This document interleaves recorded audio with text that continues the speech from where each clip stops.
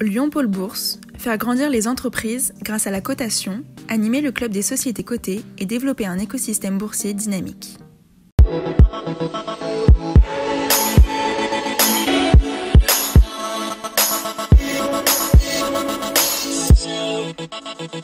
Bonjour et merci de votre fidélité à Bourse et Valeurs, le rendez-vous des entreprises régionales cotées. Notre invité aujourd'hui, Éric Soyer, directeur financier d'Erytech Pharma, la biotech lyonnaise qui a décroché un financement de 60 millions d'euros récemment. Il nous dira dans un instant pourquoi faire. À retenir dans l'actualité boursière régionale, EPERGI, le spécialiste des piles et batteries, dont les facturations se sont élevées à 20,7 millions d'euros au premier semestre 2020, en repli de 9,1% pour cause de crise sanitaire, bien sûr. À noter une belle reprise en juin avec un rebond de 6,6%. L'entreprise présidée par David Bufflard a décroché un prêt garanti par l'État de 4,5 millions d'euros. En bourse, l'action EPERGI affiche une chute de 18% depuis le 1er janvier à 4,76 €. En un an, la baisse est de 16,5%. Voilà, et on retrouve à présent notre invité Éric Soyer, directeur financier d'Erytech Pharma. Bonjour. Bonjour Jean-Pierre Vacher. Et merci de nous accueillir chez vous, ici dans le 8e, au cœur du siège de l'entreprise. Erytech Pharma, une société biotech lyonnaise, comme on dit, qui travaille sur des traitements innovants et qui a un peu plus de 15 ans d'existence. Expliquez-nous un peu ce que vous faites. Effectivement, Erytech Pharma, c'est une société de recherche et de développement clinique, une biotech. Notre métier, c'est de fabriquer des médicaments à base de globules rouges. Donc, plus précisément, on fait de l'encapsulation de médicaments dans des globules rouges. On met des molécules thérapeutiques dans ces globules rouges et on transforme ces globules rouges eux-mêmes en médicaments. C'est une technologie que la société a développée depuis déjà de quelques années. C'est une vraie innovation. Hein. C'est une vraie innovation. En fait, ça peut paraître assez étonnant, mais les globules rouges sont, je dirais, des molécules très répandues dans le corps humain, probablement plus répandues. Et en fait, il y a très peu de sociétés qui travaillent sur le sujet en mode thérapeutique. Ça se compte sur les doigts d'une main. Erytech fait partie de cette société et est probablement un des leaders mondiaux avec les programmes de développement les plus avancés dans le domaine. Alors, siège à Lyon, ici, on y est, dans le 8e arrondissement, mais forcément, vous êtes très international et présent aussi aux États-Unis. Absolument. Donc la société est née à Lyon. Son principal port d'attache est évidemment toujours Lyon. Nous avons ici le siège de la société, un site de production qui a triplé de volume l'an dernier, donc pour faire face à nos développements cliniques. Combien de personnes au total ici à Lyon ? Ici à peu près 160. 160. Et puis donc plus récemment, on a développé une activité aux États-Unis, mais qui est en train de se développer rapidement, avec le siège de notre activité nord-américaine qui est à Cambridge, à côté de Boston. Et puis on a plus récemment, l'an dernier, construit et mis en route une nouvelle usine, l'équivalent de celle que nous avons à Lyon, un petit peu plus grande, c'est à l'échelle du marché américain, pour fabriquer les mêmes médicaments, mais pour le continent nord-américain. Alors la recherche et le développement de ces médicaments nécessitent d'importants moyens financiers et il faut aussi tenir en trésorerie, je dirais, d'où cette levée de fonds de 60 millions d'euros en obligations convertibles. Oui, c'est ça. Donc on a annoncé la semaine dernière l'ouverture, la signature d'une ligne de financement jusqu'à 60 millions d'euros. Donc bon, ça, le financement, c'est le cycle habituel des sociétés de biotech qui investissent beaucoup dans le développement. Et donc on est dans le cycle régulier de levée de fonds, investissement, résultat, refinancement. Donc on est typiquement dans ce modèle-là. Ce qui est un peu moins classique, c'est effectivement le choix de l'instrument que nous avons fait cette fois-ci, donc sous forme d'obligations convertibles, ce qui a présenté un certain nombre d'avantages pour nous, à la fois. Pour quelle raison ? Oui, exactement. C'est globalement moins cher pour nos actionnaires parce que moins dilutif, comme on dit. Si on avait fait une levée de fonds un peu plus classique, il aurait fallu donner aux investisseurs au marché une grosse décote. Le système des obligations convertibles permet quand même de réduire cette décote. C'est aussi moins cher pour la société. Il y a globalement moins de frais attachés à la mise en place de ce type d'instrument. Et puis c'est également beaucoup plus flexible parce que ça nous permet de faire des tirages de fonds au fur et à mesure de nos besoins et de nos avancées. Alors un point sur vos recherches, où est-ce que vous en êtes sur vos différents produits phares. La société, donc, au début, évidemment, était au développement, je dirais, à la paillasse de son médicament.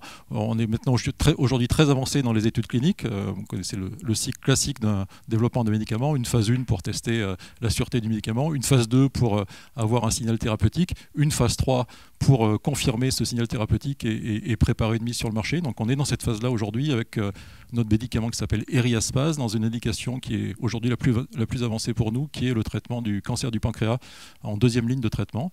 On s'appuie sur les résultats de la phase 2 que nous avons conduite ces dernières années, dont les résultats ont été connus en 2017 et qui ont été très remarqués. C'est des résultats spectaculaires.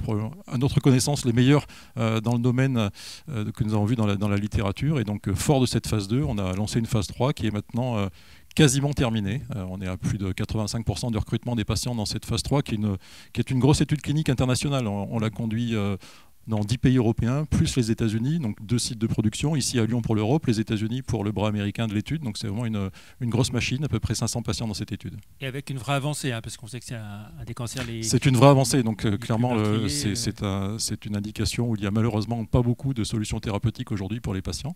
La phase 2 a montré que nous avions un vrai bénéfice en termes d'augmentation de la survie de ces patients. On essaye de répliquer ces résultats et de les confirmer avec notre phase 3. Comment est-ce que vous avez vécu le confinement ? Comment ça s'est passé pour vous ? Quel impact Évidemment, comme toutes les entreprises, un moment très difficile pour les entreprises et pour les équipes.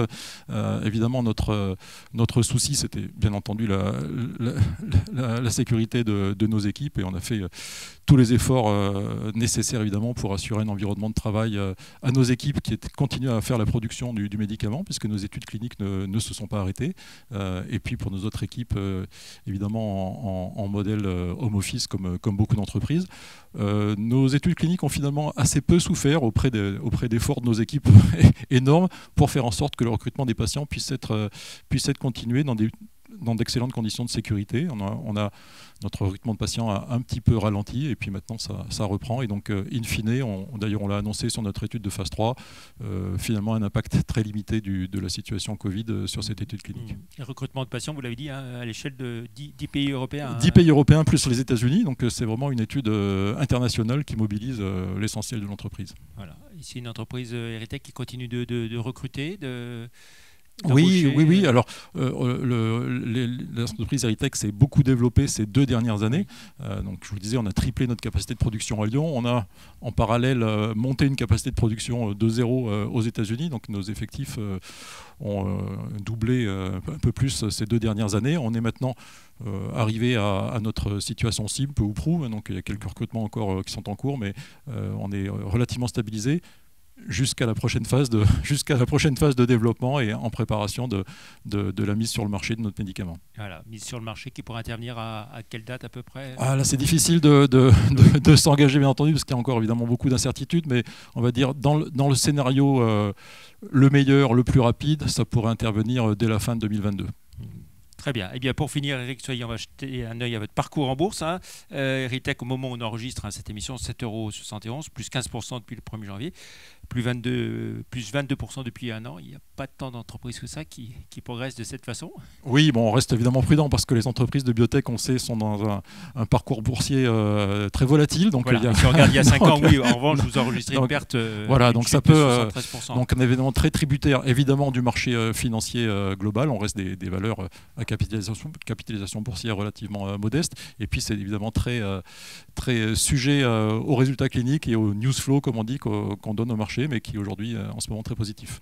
On va rappeler qui sont vos actionnaires en dehors de la partie qui est en bourse, qui est voilà, dans donc le public. La société Heritech a la particularité d'avoir l'essentiel de son capital en bourse et sur 2 places boursières, donc une cotation sur Euronext à Paris et sur le Nasdaq à New York, avec un actionnariat donc qui est réparti sur ces 2 continents, on va dire un peu plus de 50% en Europe et en France, et puis un petit peu moins de 50% aux États-Unis. Mais aux États-Unis, c'est là où on a nos actionnaires qui ont les parts individuelles les plus fortes. Nos 2 principaux actionnaires sont américains. Et puis un nouveau président qui est arrivé il y a quelques temps, Gilles Beyen garde la direction générale. Absolument, donc Gilles Beyen garde la direction générale et le pilotage opérationnel du groupe. Jean-Paul Cress nous a rejoint, ça fait maintenant un an, et donc il a également rejoint notre board, et on a maintenant une équipe parée pour l'avenir. Très bien. Merci beaucoup Eric Soyer d'avoir été l'invité de Bourse et Valeurs. Plus d'informations concernant Heritech Pharma sur les sites live.euronext.com et zonebourse.com. Et puis je vous propose de découvrir la couverture du numéro 6 de Lyon Décideur, avec notamment le top 30 des trentenaires déjà incontournables. Pagination record pour ce numéro, 72 pages en vente en kiosque depuis jeudi dernier. Merci, très bon week-end. Merci beaucoup. Merci à vous.